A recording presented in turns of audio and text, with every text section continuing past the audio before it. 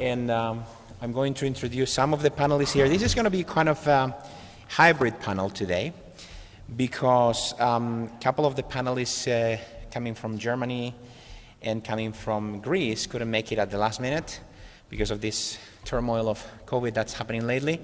I think we figured out a way that they can be present with us. But before that, I actually need to excuse our panelist, our moderator, our regional moderator that I'm filling in for. Good morning, everybody. This is Jenny. We need the video in there.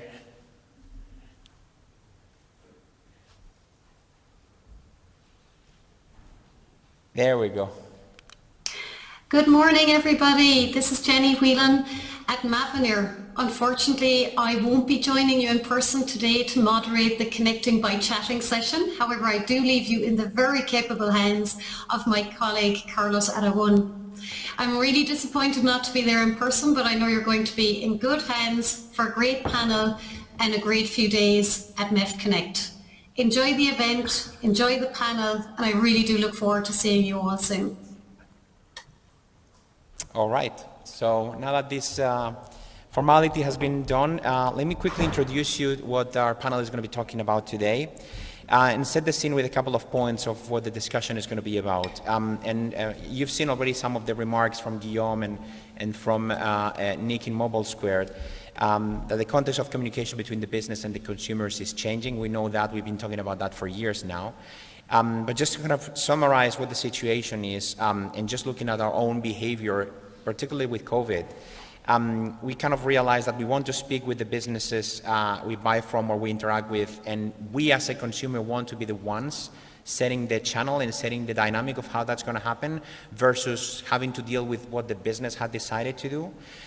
We also want our queries to be resolved quickly. I think a consumer's patience keeps running short and short every single month.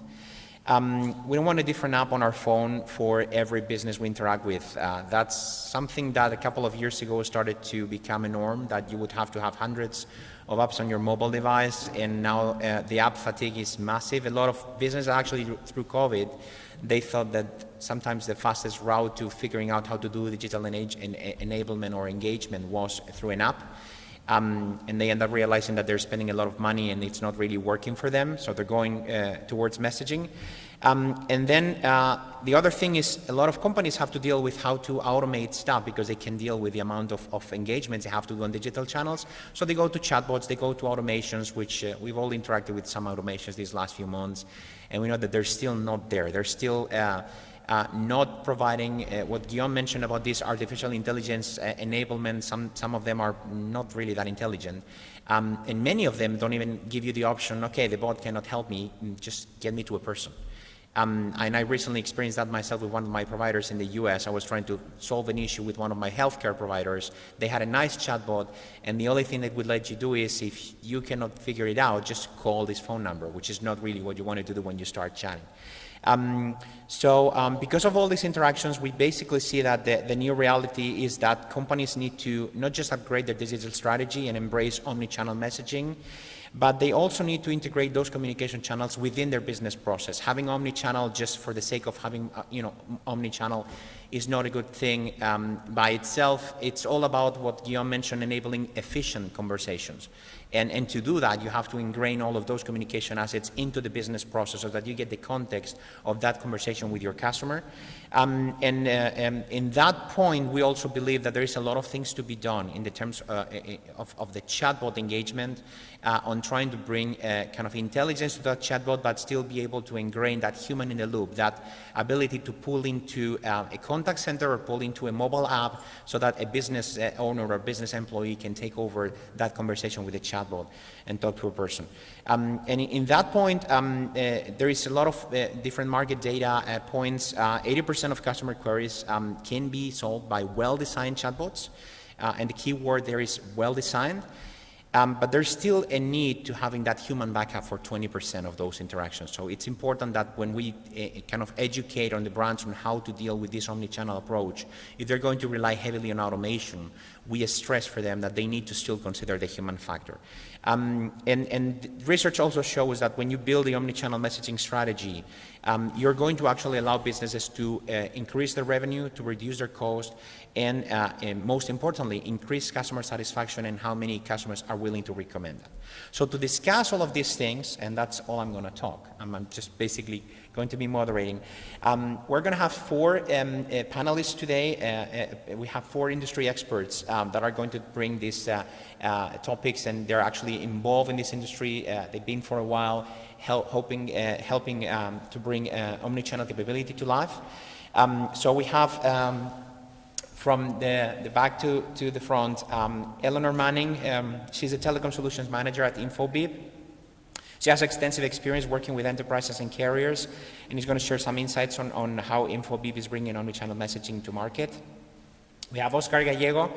You probably have seen it in many engagements before too. He's the head of home security and communication products at Vodafone Group. He wears many hats at Vodafone. He's been doing very important roles over the last few years. He's going to share from his point of view the perspective on the communication products that a carrier is bringing to market. And then we're also going to have joining us remotely Kirsten Trikalitis. She's the CEO of Out There Media. Again, she's also been an active member of MEF events. She works closely with brands to enable their media campaigns and drive customer engagements. And she has created many successful early adopting RCS campaigns in the market with top tier, tier 1 brands globally, as well as Martin Schurig, which is the head of financial enablement services at Telefonica Germany. He's responsible for the A2P SMS and the RCS business, amongst other business lines at Telefonica. They're going to be remote, they're in the platform, but I also have them in a WhatsApp. We're going to try our own omni-channel thing in here. I have them in a WhatsApp group in here for the point where we reach the Q&A. So the way we've done this to try and figure out how to do it with some people in the audience, some people remote, is we asked some of the panelists to record their answers to the questions. So we're going to be hitting some videos. I'm going to be asking some questions to our panelists here, and then I'll be shuffling things in here a little bit. Let's start by asking in the audience, and my first question is going to be to Eleanor. How is Infobip supporting their customers to upgrade from one-way messaging to actual conversations? Thanks, Carlos. I think the important thing is to educate customers that, you know, the consumer communication habits of consumers have changed. They expect more from the brands that they interact with now. They no longer want just a one-way interaction. We use chat apps in everyday communication when we talk to friends, family, or work colleagues, and you know, we expect quick responses, we can send rich media, and so it makes sense that we'd have the same requirements from the brands that we interact with. Although SMS is always still going to be an important channel, it's ubiquitous cross-device and operating system, you know, customers need more. So they want to be able to communicate via their preferred channel, they want meaningful communications, they want targeted content. They don't just want a bulk promotional message that's sort of targeted at the masses. So, you know, the market needs to be ready with an omni-channel approach. It needs to, you know, preferably one platform with one connection to be able to fulfill all the communication requirements of the customers. And that's what Infobip do. We offer a fully omni-channel platform where we enable our customers to be able to communicate with their end users via whichever channel they require, whether that's voice or SMS or email, you know, all the way through to the business, you know, messaging chat apps such as Viber, WhatsApp, WeChat, Line, all of them. We need to be able to help our customers communicate at the right time for all of their requirements. Thank you. That's actually very much in line with what Guillaume discussed earlier about the issue with having all of those siloed applications. Companies like yours that are focusing on having that single platform, that single entry point, to be able to offer the business a simple interface to get to all of the different channels is going to be critical, and we're going to see that in the next few years. That's basically going to separate the winners from the losers in this space. Good answer. The next question we have is actually for Martin, one of our remote participants. And the way we did this is because Jenny cannot be here with us. Jenny actually interviewed Martin yesterday, and we recorded the interaction. So if you guys can put the video on the screen. So Martin, you've got an excellent 8P business in Telefonica Germany. I'd love to know if you could explain to us how you're going to take that 8P SMS business in messaging and grow it into a conversational business.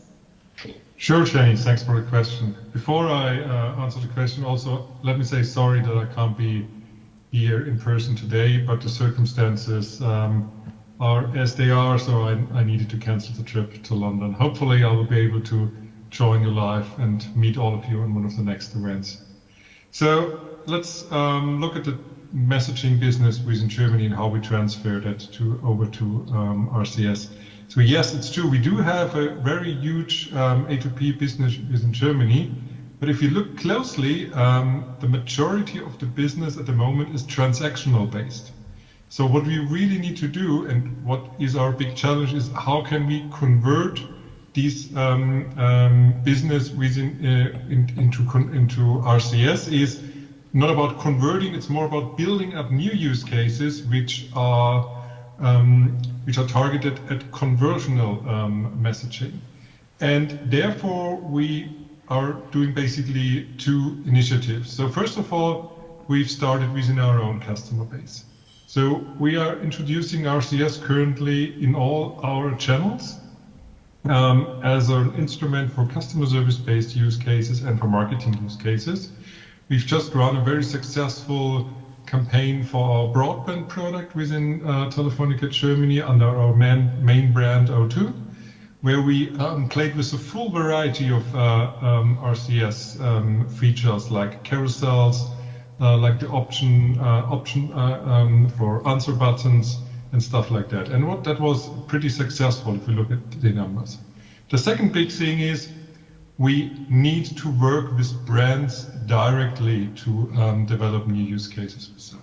And that's totally different than we've done business in Germany so far. Though in the past, we've just worked in Germany purely with aggregators directly. And that's different than what MNOs are doing it in other markets where they work directly with brands. We only worked with aggregators so far. And we've now changed that model. We're now starting to approach brands directly and really trying to educate them about what you can do with RCS and which kind of use cases you can develop and use with RCS.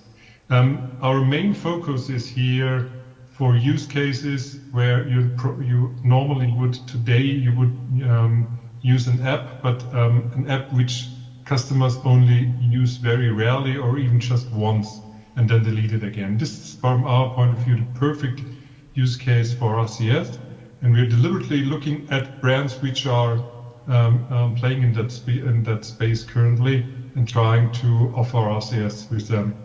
Of course, in realizing the use cases, then we are teaming up again with our aggregator partners to deliver the use case, and together with promotional pricing, which we have developed for RCS, we are pretty optimistic for the upcoming months that we will see a few very appealing use cases in Germany soon. Excellent. Thanks, Martin. All right, so that was Martin's response to the question. Next, we asked Kirsten with Outdoor Media. You work closely with brands on media campaigns. How are agencies such as Outdoor Media working with their brands to get them on board with conversational messaging? And this is the response that she provided us. So if you can just put the video again on the screen. This is more than 1,000 words. We typically go in with relevant case studies from the specific brand, from our other markets, basically showing the results in other markets. That is making them come to the table quickly, understanding what we're proposing and in fact assigning budgets to it. We then get a brief ready for execution. What we've also been doing recently, especially for RCS, is to have a little RCS chatbot demos ready when we go into the client meeting. So for example, a chatbot ready for KFC, a chatbot ready for Coca-Cola, and so on, so that brands can immediately relate to what it is that RCS can do for them and how the user experience would work. If you present the client a visual, it is so much easier for them to immediately get it. And typically that helps speed up the time from first presentation to actual execution. Great. So that's actually very important, is being able to have a way to articulate and build demo chatbots quickly, being able to have the tools to kind of create those experiences when you go and see the customer. It's actually part of that education. Sometimes, no matter how much you explain, they won't get what you're trying to offer them until they can see it with their own eyes. So that's actually going to be critical over the next few years to enable those capabilities. Our next question is for Oscar, for Vodafone. Vodafone has been a key player in pushing RCS to the market. We've seen during the GSMA events and MEF several use cases you've been doing for charity with the Red Cross and other, even your own internal campaigns. Why should we care about RCS when we talk about messaging becoming more conversational? What do you believe it brings to the table? I think at the end of the day, when we look at RCS, I think it's a composition of three different aspects. The first one is a little bit behavioral. For me, there are applications that you can use for certain communication, for example, when you're talking with your friends, with your family, etc. But it's a very different use case when you have a communication with a business. Particularly if you go to certain use cases, like for example, you are responding to the government, to banking, etc. So the question is whether those OTTs channels that are out there are going to be somehow the right channels. And I cannot go in the mind of everyone, because if we do a poll in this audience, maybe we get 20 different answers and maybe half. But the reality is that there is still a factor about when a conversation is business-like, when a conversation is just a chat with friends. And I strongly believe also, because we have done our research with our customers, that they prefer to use a channel that is trusted. SMS, very familiar for all of us, and I mean, it's a trusted channel, and the natural evolution of that channel is RCS, because it sits in the same place and is operated by the same companies that actually are providing the services. So I think that's one value. I think the second value that we are adding with RCS, I mean, I was discussing prior to this. At the end of the day, there is not a question about the channel. You know, it will be short-sighted to come back and say to all of you, RCS is the only channel and we need to be a single channel. No. I mean, I think it's a very good channel to increase your reach, and that in itself, it could be an oxymoron by someone. But the reality is, like, there is no one channel that reaches everyone, either factually, from the technical point of view, or emotionally.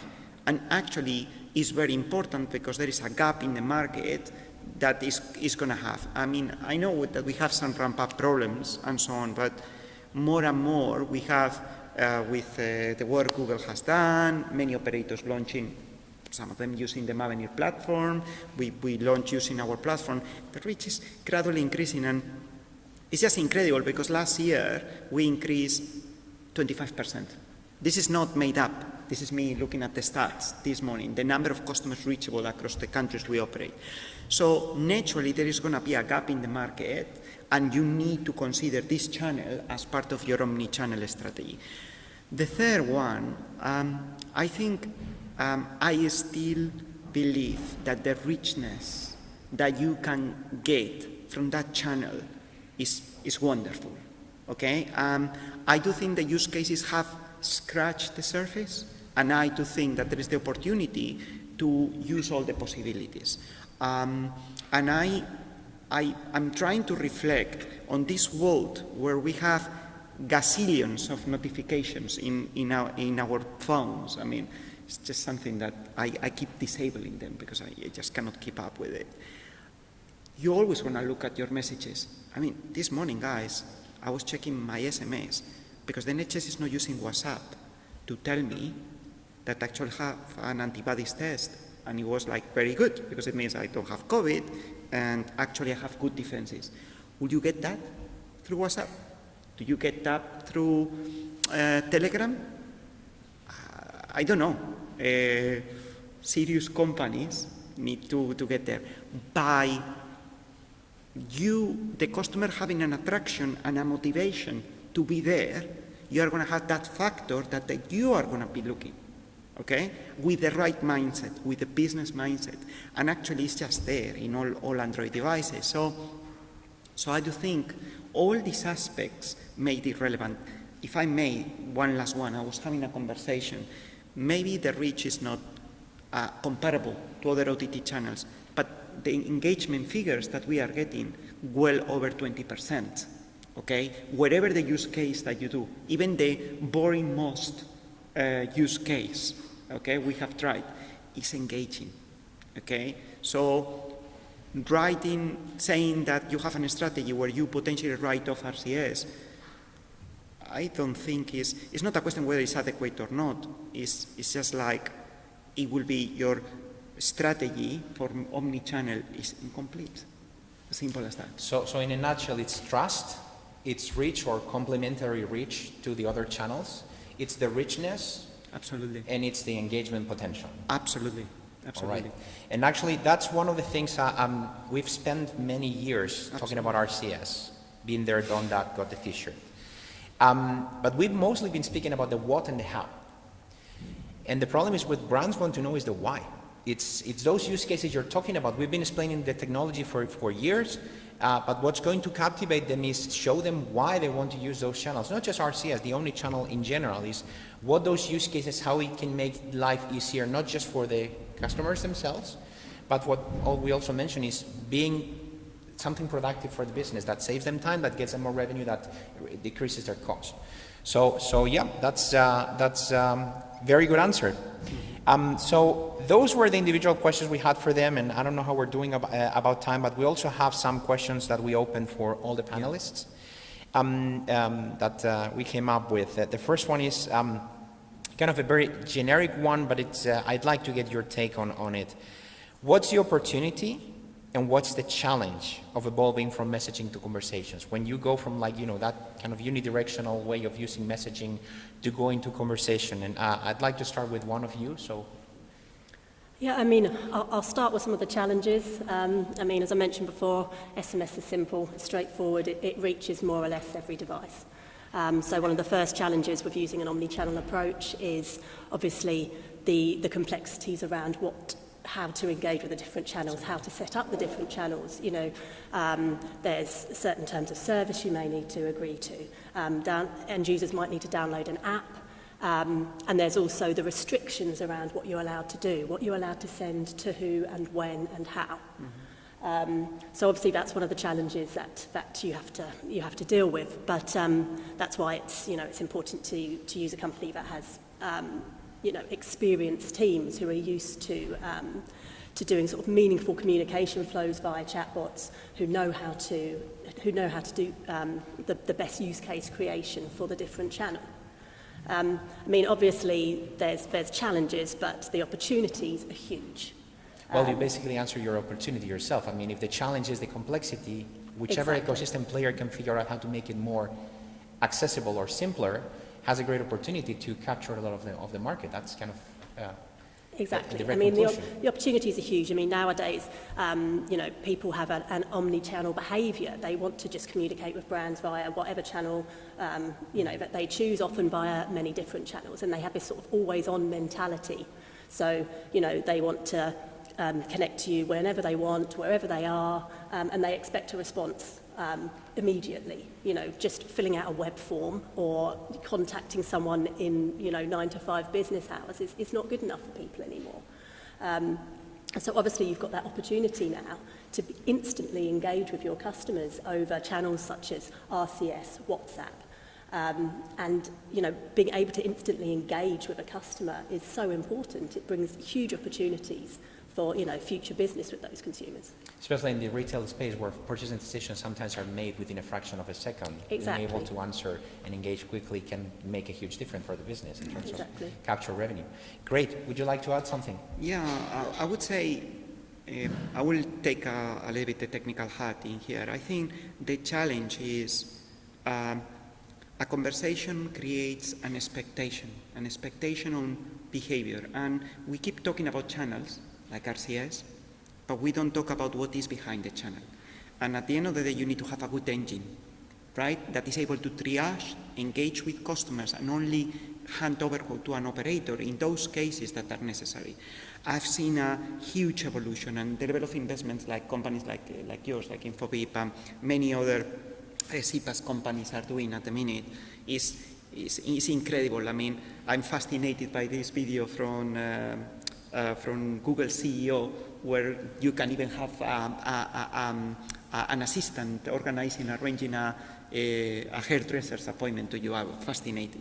The thing is, like, I think that the biggest challenge is we brought this technology, the channel, but we didn't have the means to have a conversation. And I think customers are going through that bump, okay? But still, my experience is when you talk to an airline, even on the website, it's clunky. It's really clunky. And I think that's for me, is the biggest challenge. If I look at the opportunity, in a world where we are busy, we are all doing more than we can, and particularly in the new era that we are living right now, where you have omni-channel communication with everyone, be it your boss, the person you love, or be it someone who is trying to have a business with you. I do think that do a fire and forget, because that is what SMS is. It's a trust that someone is going to be reading it, and so on, is quite limited, because the chances that you are like, all right, and just getting the information. I'm not saying that we need to write off unidirectional channels. Again, I go to my example this morning. An SMS to give me some results, which is no feedback provided, okay, it will be good. But imagine, and I touch wood, the result is positive. And they are asking me, because I had it last Christmas, they are asking me to go to another application and report that actually had a positive, so the track and trace team can contact me. I mean, seriously? Just put in a button and say, hey, hello. Just got me there, and I think we cannot afford it in this society. I just experienced the same thing. I got my booster shot in the US. Yeah. And the CDC is using that opportunity to collect data. So they want you to fill a daily survey of how you're feeling. Are you getting a fever? Are you getting headache? You know, is it mild? Is it strong? Is it forbidding you from going to work and stuff? They send me an SMS, and they say, hey, it's the time to do your survey today. Go to this link. Just ask me in here. I mean, like, it's 4 questions. Are you feeling great? Yes. How would you qualify from 1 to 5? Well, 3. Did it impair you from going to work? No. That's it. 3 questions. No, you have to go to the website. You have to fill the form. So there is a lot of things we need to do there to improve that experience. But Carlos, have you thought about the money that many countries have spent in track and trace? Yeah. Just to give you a call, to say, are you okay? Are you at home? I mean, imagine how much money and time would have saved just with a computer, just sending a message and say, hello, how are you feeling today? Are you self-isolating? Thank you. Compare the cost of having one person calling you, okay, and having a call center and all the implications, because it's not a machine, so GDPR, protection, etc., versus just on the same SMS, which you have the information and the context, just replying. And we have that opportunity.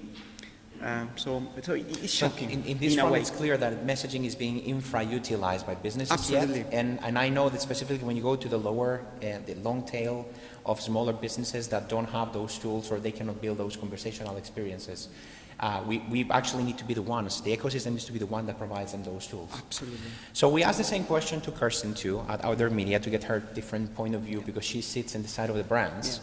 And if you can just put the video on the screen again, this is what she had to say. The opportunity clearly is to have people engage with the brand, which automatically leads to a more personal and sticky experience and leaves a positive impression. And hence that increases brand awareness and propensity to purchase. The challenge is that, of course, the budgets are increasing. You need more educated clients. Most of the time, what we're doing is we're going and producing the entire flow and interaction for the client and just have the client approve it so as to save time. Well, that was her answer. I think it's a good point of view, but it kind of resonates in the same thing. The challenge continues to be the education of those brands and making sure they understand what it's about. How are we doing with time, by the way? Okay, fantastic. Do let me know because I tend to speak a lot and I don't want to delay the agenda. Yeah, we'll just do 5 more minutes and then we're going to go. 5 more minutes, okay. So I do have another question, and I think this is important. I do have 2 quick videos to play, and I'll also give you an option to answer. It's to figure out if there is some markets that are chatter than others, some markets that use chat more often than others. And for this one, we actually got the answer from Martin Schurig from Telefonica Telefonica Germany. If you could put the video on the screen again. Martin, once you mentioned to me that some markets are chattier than others, or there's more conversation in some geographies than others, and that can affect sometimes the level of conversational messaging use. Can you take us through what you were thinking when you made that comment? Yeah, absolutely. And I think we in Germany are unfortunately not in the best position if we look at the question how chatty is our market. If we look at the A2P business at the moment, 60 to 70% of our traffic currently is just transactional, coming from use cases like two-factor authentication or pure one-way marketing messages sent out to customers. And that's different than other markets. In other markets, we see already with SMS, we see a lot of really chat-oriented use cases where for one use case is messages are going back and forth, and that's not true, or in very rare cases true in Germany. So in Germany, unfortunately, we really need to start from scratch and develop use cases for conversational commerce. Excellent. Okay, understood. Thank you. So we also have the same answer from Kirsten. If you can put the video on the screen, please.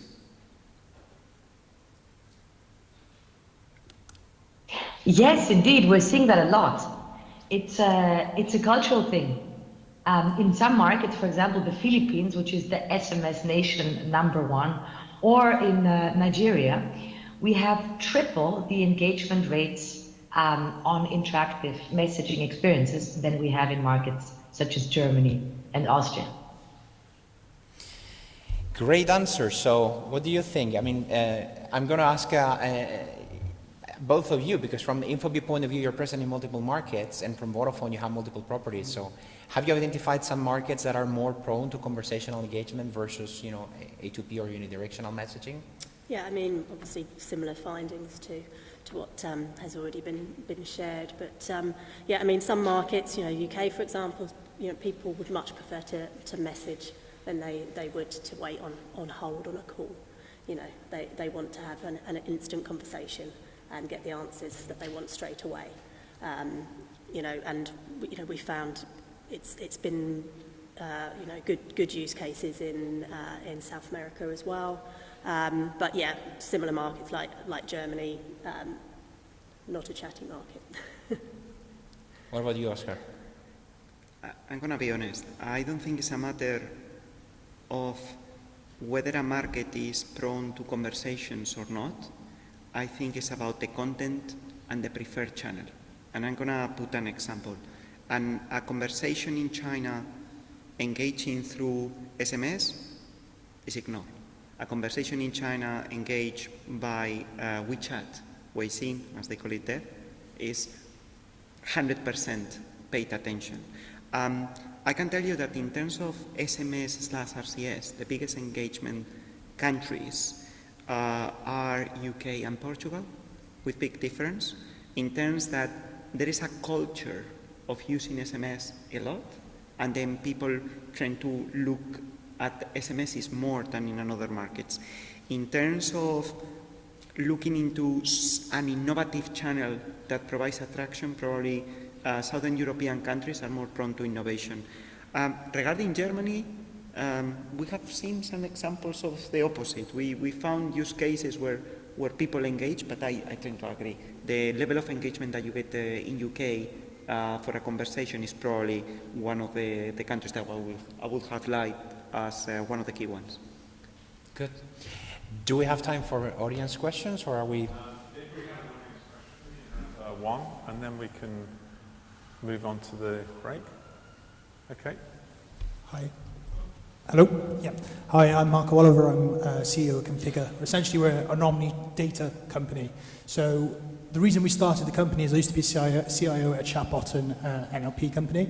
We had the same challenges where it was two-way communication. Some of the things you've talked about today, you're getting information back to the chatbot for that customer. You have to go in for all the security issues.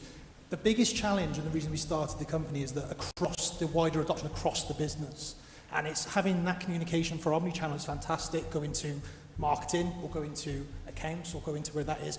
Do you think the connectivity across the business and that data challenge across the business is potentially the biggest issue for wider adoption, or do you think it's actually the adoption of these omnichannels across customers?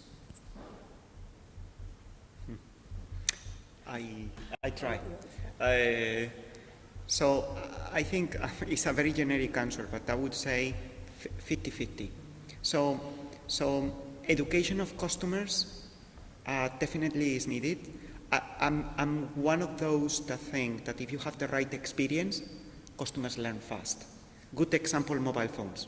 Okay, and every time there is a new feature, maybe the first day or the second day people are not using it, but over a period of time quite fast, like 1 year, you get good enough adoption, not total adoption, but good enough adoption. I do think the challenge for me is in two areas. One is the way companies structure the data.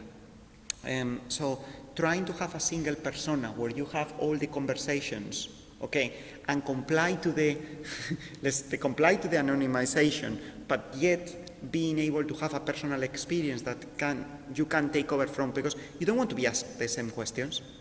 Simple as that. I think that's one of the biggest challenges. The second challenge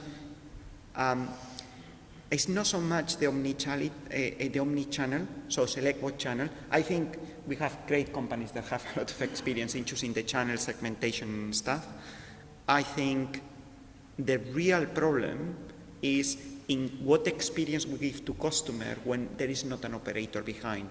And that, in my opinion, is very, very, very far away. Okay? Very, very far away. And the level of investment that you need to do to have a decent experience, we know it very well. You know, our company is moving to this kind of communication through our My Vodafone app. Its journey started 5 years. The investment that you need to do to have a good experience is quite significant. So linking it to the point from Carlos, you know, I don't think the problem is for a company, big company, okay, or governments or banks. I think the bump is for the 70%, which actually is a significant portion of the market, that they don't have the money to do that. And in my head, I thought that RCS could create an ecosystem, companies like yours, companies like, they are providing conversational AIs, CPaaS providers, and if you ask me, but not what the Vodafone had, but with the experience that I got, I expected a consolidation, that you create companies that are able to do that. And I'm seeing it, but we're in this messy territory where everything is consolidated and nobody has managed to crack an amazing experience, just yet affordable. I'm saying if you have the bags, no problem, but affordable, I don't think so. I don't think so. So we do have a question from the live chat on the platform, and Kirsten has actually sent us an audio response to that one, short one.